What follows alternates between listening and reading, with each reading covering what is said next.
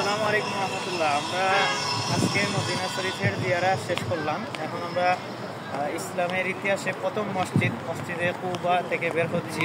মসজিদে নববীতে গিয়ে আমরা জোহরের নামাজ পড়বো ইনশাআল্লাহ। মসজিদে কুবা এটা আল্লাহ রসুল সাল্লাল্লাহু আলাইহি ওয়াসাল্লাম মক্কা থেকে মদিনা শরীফ আসার পরে এখানে আল্লাহ রসুল সাল্লাল্লাহু আলাইহি ওয়াসাল্লাম মতান্তরে 4 দিন অথবা 14 দিন, কোনো কোনো বর্ণনায় আসছে 10 দিন আল্লাহ রসুল সাল্লাল্লাহু আলাইহি ওয়াসাল্লাম অবস্থান করছিলেন। তখন এই মসজিদটি আল্লাহ রসুল সাল্লাল্লাহু আলাইহি ওয়াসাল্লাম কুলসুম ইবনে হাদামার খেজুর শুকানোর একটু প্রকৃত জায়গায় আল্লাহ রসুল সাল্লাল্লাহু আলাইহি ওয়াসাল্লাম সাহাবায়ে কেরামদের সাথে নিজে অংশগ্রহণ করে এই মসজিদটি নির্মাণ করেছিলেন। আল্লাহ রসুল সাল্লাল্লাহু আলাইহি ওয়াসাল্লাম এই মসজিদ নির্মাণের সময় বড় বড় পাথর নিজ কাঁধে বহন করেছেন। তখন সাহাবায়ে কেরাম আল্লাহ রসুল সাল্লাল্লাহু আলাইহি ওয়াসাল্লামকে বলেছেন, ইয়া রাসূলুল্লাহ সাল্লাল্লাহু আলাইহি ওয়াসাল্লাম, আমাদের সব কিছু আপনার জন্য কুরবানি, আপনি একটু থামেন, আপনি কাজ থেকে বিরত থাকুন।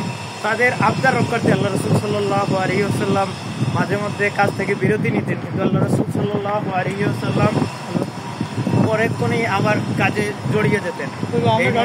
ইসলামের ইতিহাসে মর্যাদা এবং সম্মানের দিক থেকে চতুর্থ মসজিদ। প্রথম মসজিদ হচ্ছে মর্যাদা ইসলামে প্রথম মসজিদ হচ্ছে মসজিদে হারাম মক্কার মসজিদে হারাম, দ্বিতীয় মসজিদ হচ্ছে মসজিদে নববী, তৃতীয় হচ্ছে মসজিদে বাইতুল মুকাদ্দিস, আর চতুর্থ হচ্ছে এই মসজিদে কুবা। এখানে 2 রাকাত নফল নামাজ আদায় করলে একটি মকবুল উমরার সওয়াব পাওয়া যায়। এই মোবারক জায়গায় আমরা ক্রস করলাম। এই মসজিদের কথা আল্লাহ পাক কোরআন এই মোবারক জায়গায় আসি, সবাই আমাদের জন্য দোয়া করবেন। এবং এই মসজিদ নির্মাণের সময় আরবি সাহিত্যিক কবি হযরত আব্দুল্লাহ ইবনে রাওয়াহা রাদিয়াল্লাহু আনহু খুব চমৎকার কবিতা আবৃত্তি করতেন। আর আল্লাহ রসুল সাল্লাল্লাহু আলাইহি ওয়াসাল্লাম ওনার সাথে সুর মিলিয়ে আল্লাহ রসুল সাল্লাল্লাহু আলাইহি ওয়াসাল্লাম কবিতা আবৃত্তি করতেন। সেই মোবারক জায়গা দেখলাম।